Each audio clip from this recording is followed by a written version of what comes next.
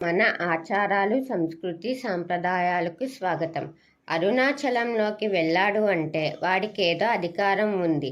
పరమేశ్వరుడు అనుగ్రహాన్ని పొంది ఉన్నాడని గుర్తు. అరుణాచలం వెళ్ళి అడగని వాడిది పాపం తప్ప అరుణాచలం వెళ్ళి వంటి వాడికి, అరుణాచలం వెళ్ళి ప్రార్థించిన వాడికి సాధారణంగా కోరిక తీరకపోవడం ఉండదు. అంత పరమ పావనమైనటువంటి క్షేత్రం. ఇక్కడ కార్తీక పౌర్ణమి నాడు, మహాశివరాత్రి నాడు శివలింగం వెలసిన ప్రాంతం ఇది. అరుణాచలం పంచభూతలింగ క్షేత్రంలో ఒకటి. దక్షిణ భారతంలో వెలసిన పంచలింగ క్షేత్రంలో అగ్నిభూతమునికి ఇది ప్రతీకారం. అరుణాచలాన్ని అన్నమలై అని కూడా అంటారు. ఇది తమిళనాడు రాష్ట్రంలో ఉంది. అరుణాచలం అనగా అరుణ అంటే ఎర్రని, చలం అంటే కొండ, ఎర్రని కొండ అని అర్థం. అరుణ అంటే పాపములు పరిహరించినది అని కూడా అర్థం కూడా వస్తుంది. తమిళంలో తిరువన్నమలై అని కూడా అంటారు.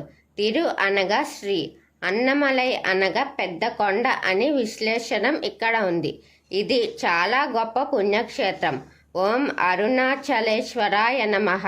గత జన్మ పుణ్యం ఉంటే గాని అరుణాచలాన్ని మన నోటితో కూడా తలవలెం అని స్థల పురాణం చెప్తుంది. అరుణాచలం వేద పురాణాల్లో ఒక క్షేత్రం అని చెప్పబడుతున్నది. అరుణాచల దేవస్థానం శివుని ఆజ్ఞ చేత విశ్వకర్మచే నిర్మించబడిందని, దాని చుట్టూ అరుణాము అనే పురం నిర్మించబడిందని పురాణాలు చెప్తున్నాయి.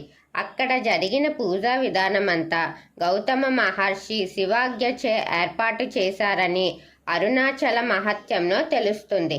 ఈ కొండ శివుణ్ణి చెప్పడం చేత ఈ కొండకి తూర్పున గల అరుణాచలేశ్వర ఆలయమునికి కంటే ఈ కొండకే ఎక్కువ ప్రాధాన్యం ఇవ్వబడుతుంది.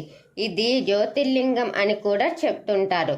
తేజోలింగం కనుక అగ్నిక్షేత్రం అని కూడా చెప్తుంటారు.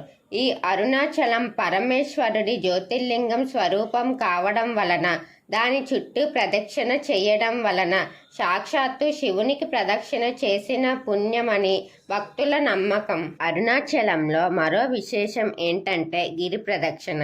ఇక్కడ గిరి ప్రదక్షిణకి చాలా ప్రాముఖ్యత ఉంది. తమిళంలో గిరి ప్రదక్షిణను గిరివలం అంటారు.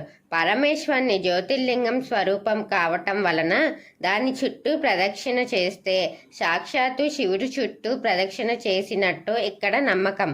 గౌతమ మహర్షి గిరి ప్రదక్షిణ మహిమ గురించి మన పురాణాలు ఈ విధంగా వివరించాయి.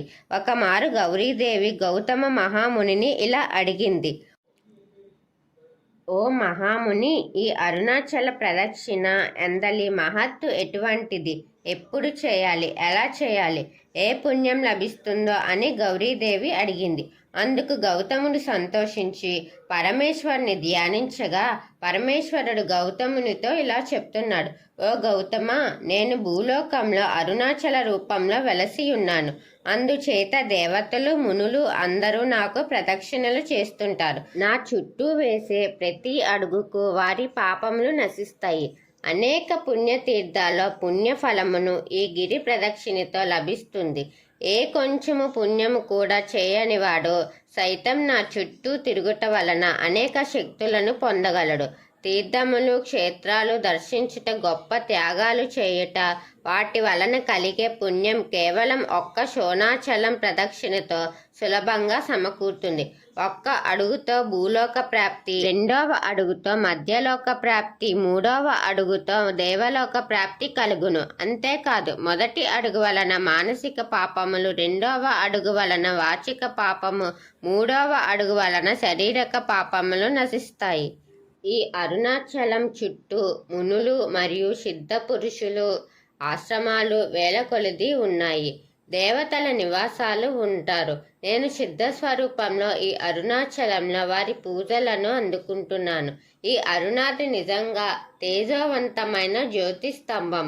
అందుచేత ఈ తేజోలింగాన్ని మనసును ధ్యానిస్తూ మెల్లిగా ప్రదక్షిణ చేయాలి. ఈ విధంగా ప్రదక్షిణ చేసినట్టయితే వారి జన్మల పాపాలు పోతాయని పురాణం చెప్తుంది. మనం గిరి ప్రదక్షిణ చేస్తుండగా మనకి చుట్టూ ఇంద్రలింగం, అగ్నిలింగం, యమలింగం, నైరుతిలింగం, వరుణలింగం, వాయులింగం కుబేరలింగం, ఈశాన్యలింగం మనకి చుట్టూ కనబడుతూ ఉంటాయి. మన ఆచారాలు, సంస్కృతి, సాంప్రదాయాలు వీటి మీద మీకు ఆసక్తిగా ఉంటే నా ఛానల్ని సబ్స్క్రైబ్ చేసి అలాగే పక్కనే ఉన్న బెల్ ఐకాన్ క్లిక్ చేయండి. నా వీడియోస్ని మీరు ఆదరించి లైక్, షేర్, కమెంట్ చేయండి. ఓం శ్రీ మాత్రే నమః.